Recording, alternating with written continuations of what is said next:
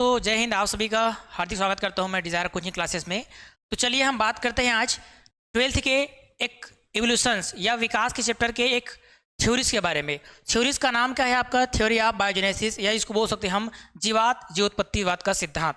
इस सिद्धांत के प्रतिपादक थे आपका हार्वे और हक्सले ने, है ना। हार्वे थे और आपका हक्सले, ये क्या किए थे? इस सिद्धांत को प्रतिपादित करने वाले थे।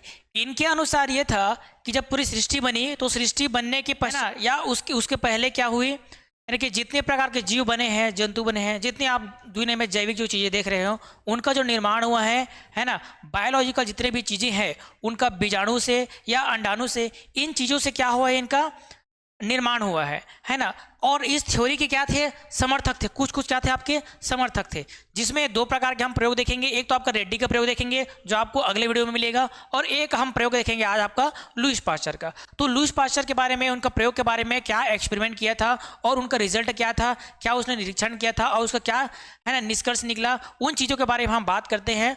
और उनके अनुसार एक्चुअली क्या थी, जीवन की उत्पत्ति कैसे हुई, उन्होंने कैसे सिद्ध किया और कैसे स्वतः जननवाद के है ना जो थ्योरीज है उनको कटाक्ष किया। तो चलिए हम बात करते हैं आपका लुईस पास्चर के प्रयोग के बारे में।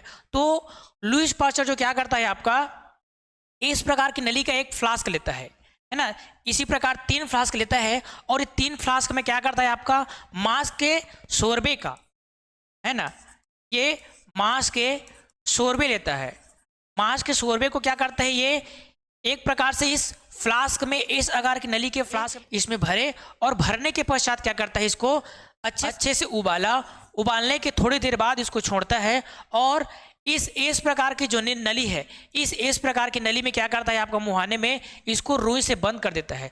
रुई से बंद कर देता है तो क्या होता है आपका, ऑक्सीजन की जो सप्लाई है वो क्या है, थोड़ी देर के लिए रुक जाती है। लेकिन ऐसा तो नहीं है कि अगर हम रुई से उसके मुहाने को क्या किए, बंद कर दे, तो पूरा ऑक्सीजन की पूरी सप्लाई क्या हो, पूरी तरीके से बंद ना हो। ऐसा नहीं हो सकता, क्योंकि रुई के माध्यम से, थोड़े थोड़े रुई के माध्यम से क्या हुआ था, ऑक्सीजन रिश्ता हुआ इनके अंदर जा रहा था, है ना, इनके अंदर जा रहा था।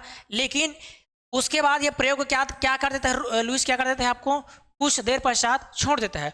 छोड़ने के पश्चात वो एक इंतजार करता है। छोड़ने के पश्चात क्या करता है, वो देखता है कि इसमें ऑक्सीजन की मात्रा तो प्रॉपर जा रही है, लेकिन क्या हुआ, इसमें तो कोई किसी प्रकार का कोई जीव उत्पन्न हुआ ही नहीं। तो ये क्या हुआ, ये पहला प्रयोग करता है।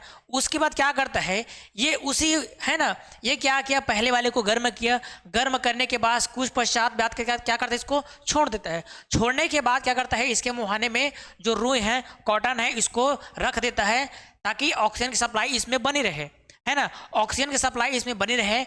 उसके पश्चात ये देखता है, इसमें ऑब्जर्व करता है कि इसमें तो किसी प्रकार की कोई जीव उत्पन्न हुआ ही नहीं, है ना। उसके बाद तीसरे प्रयोग में क्या करता है, वो तीसरे प्रयोग में क्या करता है, इसका जो गर्दन है, इसका जो नेक है, इसको क्या करता है, वो कांच की जो फ्लास्क है उसको क्या कर देता है, आपको तोड़ देता है।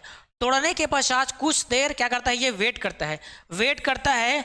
और इसका जो फ्लास्क है, कांच का जो फ्लास्क है, उसमें जो शोरबा भरा था, मांस का जो टुकड़ा भरा था, उस मांस के टुकड़े में देखता है कि कुछ जो जीवाणु है, बैक्टीरिया है, वो क्या करते हैं, ग्रोथ कर लेते हैं। और ग्रोथ करने के बाद क्या करते हैं, ये जो बताता है क्या, लुईस पास्चर, कि स्वतः जननवाद कैसा होता है, नहीं होता है। किसमें नहीं होता है, निर्जीव चीज़ों से, है ना।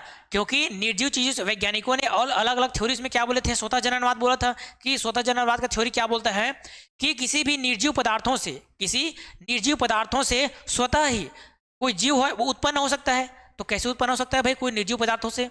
सोचने वाली बात है। तो इसी चीज को सिद्ध करने के लिए क्या किया था, लुईस पास्चर जो है एक प्रयोग किया था, उसको बताने के लिए कि भैया ऐसा होता नहीं है, कोई भी निर्जीव पदार्थों से कोई सजीव पदार्थ बन ही नहीं सकता है।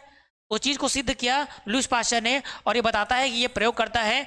उसी एक जार में क्या करता है, एक जार में ये भरता है मांस के शोरबे को भरने के पश्चात तरीके से उसको गर्म करता है, उबालता है। उबालने के पश्चात कुछ देर क्या करता है, आपका वेट करता है। वेट करने के बाद उसके जो मुहाना है उसमें क्या करता है, आपका रुई को भर देता है। रुई को भरने के पश्चात उसमें कोई लक्षण दिखाई नहीं देते हैं, ऑक्सीजन की प्रॉपर मात्रा ज़्यादा जा रही थी। तो उसके बाद क्या करता है, उस मुहाने को क्या करता है, आपका तोड़ देता है। तोड़ देने के पश्चात वो कुछ क्षण पश्चात वो देखता है कि इसका जो शोरबा है, उस शोरबे में कुछ जीवाणु जो है, बैक्टीरिया जो है, उत्पन्न हो गए थे, पनप गए। क्या हुए थे, पनप गए थे। अब पनप गए थे तो क्या किए, ये बता दिया कि कोई भी निर्जीव पदार्थ है, कोई भी क्या है आपका निर्जीव जो पदार्थ है, निर्जीव पदार्थ से कोई भी सजीव पदार्थ नहीं बन सकता।